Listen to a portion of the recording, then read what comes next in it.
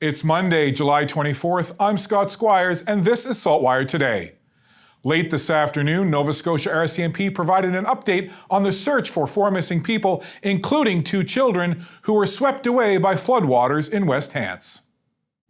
At approximately 9 a.m. this morning, the body of a 52-year-old Windsor man who had been reported missing was located by searchers in the primary search area. Then, at approximately 11:30 a.m. This morning, human remains were located by civilians in Kings County, Nova Scotia. At this time, we are working with the Nova Scotia Medical Examiner's Office in identifying the remains, and we are unable to provide further details at this time. Our officers have been in contact with all the families of the 4 missing people throughout the search, and we will continue to remain engaged with them as we go forward. Our search is continuing, and we will provide further updates once they are available. Thank you.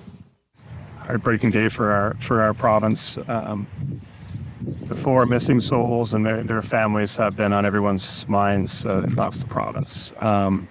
It's difficult to comprehend the magnitude of the tragedy and the loss that we're feeling today. So my sincere condolences to the family. We can rebuild roads, bridges, and buildings, but we can't bring people back. And the legacy for these floods will be the incredibly tragic loss of life.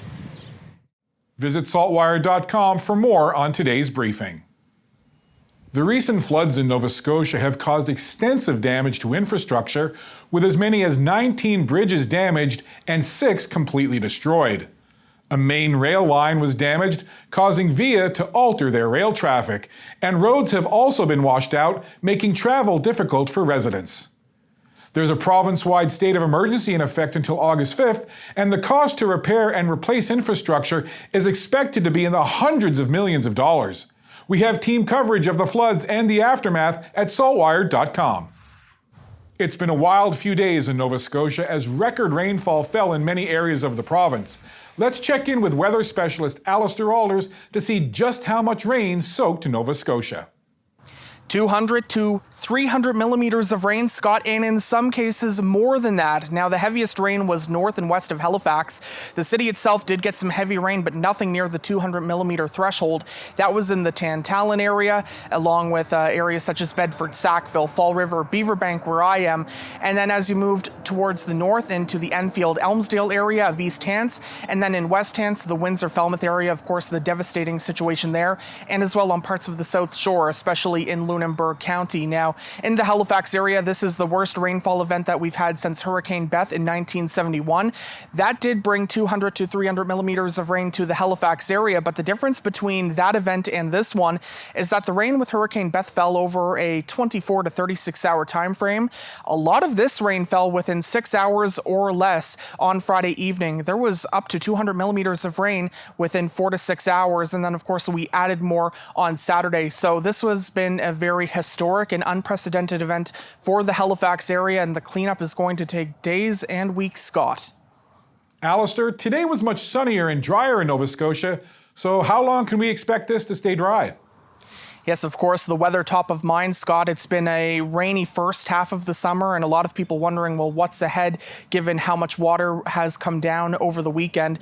The weather is relatively fair this week, but still not completely settled. We will have a chance of showers and risk of thunderstorms on Wednesday, otherwise sunshine tomorrow and Thursday. And then into and through the upcoming weekend, we'll have a few troughs of low pressure moving through. I do expect them to be relatively weak, but bringing more showers and possibly some thunderstorms. I don't expect it to be near anything what we experienced this weekend, but certainly right now we do not need any more rainfall because we really need these water levels to recede so we can really assess the damage and get all the repairs done. More water is not what we need at this point. Scott. Thanks, Allister. We'll check back in with you later in the show.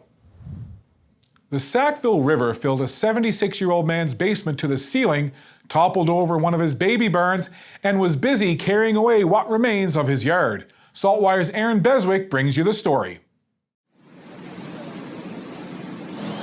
Walter Fowler and his grandson Corbin were waiting for the Sackville River to drop Sunday so they could begin to put their lives back together. Water filled the basements of homes like theirs along Union Street. They have no flood insurance. Well, it started raining heavy as light Friday night. Then it started getting heavier and heavier. And then it came down heavier. And during the night, we woke up. There's all this water all over the place, flooded all over the place. I tried down the basement. I couldn't stop the door. The water come all through the door. Flooded that, I had to get out of there. Well, we saved some stuff in the basement. My son's granddaughter's stuff. We had it in the living room here, so.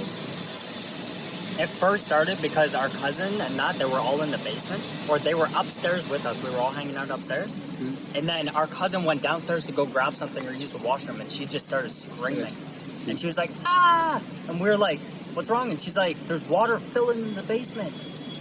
And it literally, it flooded, and then there was a huge thunderstorm. It didn't really help. And then the water just poured in. Did it fill the basement right up, did it? It cleared up one day here. Do you want to see the basement? It was clear one day here, and then all of a sudden, woke up and things all flooded again. Yeah. And we need more rain, like we need a whole head. We don't need no more rain. I hate rain. As sunny skies and drier conditions greeted HRM today, there are still issues with road closures. This was the scene in Bedford earlier today as traffic had to be rerouted through a mall parking lot as a section of the Bedford Highway was closed off. Cameron Dolliver has more on other flood-affected things. Following the unprecedented flooding this weekend, Halifax is out of order. Canada Post announced that its offices will be closed for the day and no mail will be picked up or delivered. Canada Post says they are still assessing what areas are safe for delivery, and they have not yet confirmed when their services will continue as normal. Halifax Water put out a public service announcement asking people not to swim in areas affected by the floods. This is because of possible high levels of bacteria due to runoff and sewage leaks. In addition, most municipal offices are either closed or not operating at full capacity today, and many municipal employees are working from home. In Halifax, I'm Cameron Dolliver for SaltWire. Let's check in once again with weather specialist Allister Aalders, who's by the ball fields in Beaverbank. Allister?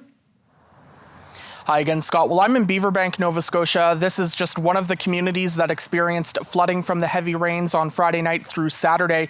And where I'm standing now was completely covered in water over the weekend. The water levels are receding, but you can still see behind me, this is a baseball field and really a park, and there's still a lot of water down. I grew up in this community, and this is an area that is known to flood, but from the pictures I've seen, I don't think I've seen anything quite like this.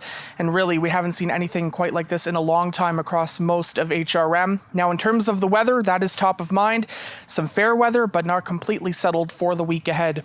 This evening, we'll have partly cloudy skies and the temperature near 25 degrees. And on your Tuesday morning, mainly sunny, starting the day near 18. We're in for a hot day tomorrow afternoon with a mix of sun and cloud. 30 degrees will be your high, feeling like 34, so not as humid, which is kind of nice, but it will still be noticeable. You'll find higher humidity along the coast, but temperatures will be cooler there with a southwest wind 20 to 40. We'll see the temperature closer to 22.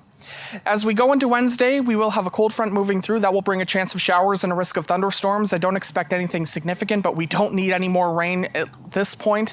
Fair weather returns on Thursday, and then we are looking at more unsettled weather during the upcoming weekend. Scott.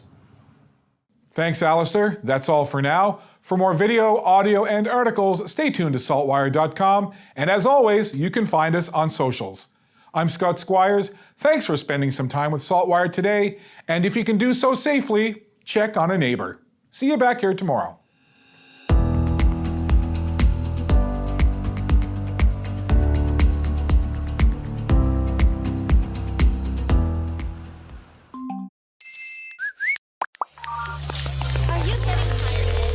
Turn off the noise. Tune in to what matters. What matters is information you can trust. What matters is the news you can use to make life's big decisions.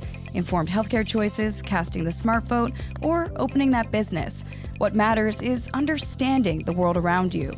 Let SaltWire connect you to what matters with unlimited access to the information you need for only $20 for the first year. Become a member today.